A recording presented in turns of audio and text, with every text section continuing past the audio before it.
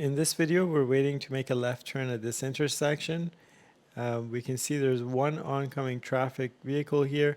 They are in a left turn lane here. However, they're not signaling. So we're not sure whether they're planning on making the left turn here, but they've just forgotten to signal, or whether they are planning on continuing straight from the wrong lane. So when the light turns green, we're going to come into the waiting position and wait until we know for sure what they're planning on doing. Now we can see that they're signaling, so they had just forgotten to signal in advance to let us know. And now that we know they're planning on making a left turn, we can go ahead and make the turn. And of course, making sure that this pedestrian is not planning on using the crosswalk that we're going to be crossing over.